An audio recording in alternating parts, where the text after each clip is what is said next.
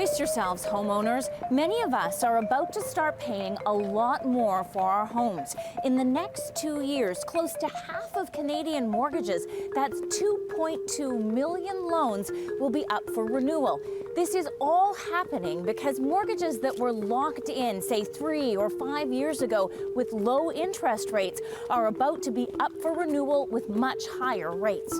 Check out what happened to interest rates in the past 2 years, the fastest series of rate hikes in the country's history. The Bank of Canada's key lending rate went from pretty much 0 to 5%. I wanted to find out how much that's going to hurt and what homeowners can do to prevent that pain. So, how much will it cost? We broke it down to 2 examples. Say you owe $315,000 on your mortgage. That's the average in Canada. 5 years ago, you could have locked into a fixed-rate mortgage at 1.9%, paid off over 25 years. Now, time to renew, and you're looking at a new interest rate of 5.8%. Expect the monthly payment to jump from just over $1,300 a month to close to $2,000. That's an extra $665 each month. Now, the situation is even tougher in cities like Toronto and Vancouver, where houses are more expensive and people owe more money. It's common to have a $600,000 mortgage. A fixed rate 5 years ago would have meant payments of $2,523 a month.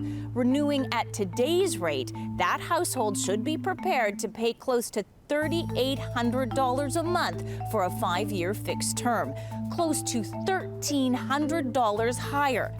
Ouch. Is the financial picture for people facing mortgage renewals as gloomy as this weather?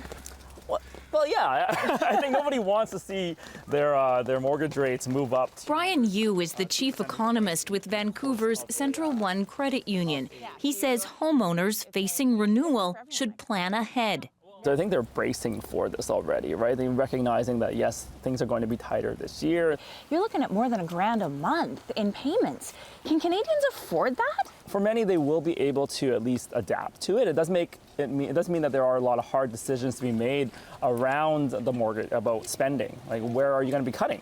Some of Yu's suggestions: reducing how much money you put into savings, fewer or cheaper vacations, going down to one vehicle, putting off big purchases. Even at the grocery aisles, what type of products do people buy? Do you buy the more expensive brands or the lower? Everything is more expensive. That's true. The sunny news, he says, is that many Canadians saved cash during the pandemic and still have a buffer. Plus, when you renew your mortgage, there are ways to reduce that payment. If you look at what's coming, what options do homeowners have? To understand that, I reached out to Tanya Barasa Ochoa, an economist with the Canadian Mortgage and Housing Corporation. We've been seeing that mortgage borrowers are trying a bunch of different things to really try to make ends meet. Borrowers are choosing longer amortization periods. The amortization is the length of time you intend to pay off the full amount of your mortgage. By adding more time, your payments go down, but you pay more in the long run. What happens is that you're going to be paying your principal on your property on a longer period of time, but you're going to be making those smaller payments. Remember that Vancouver-sized $600,000 mortgage?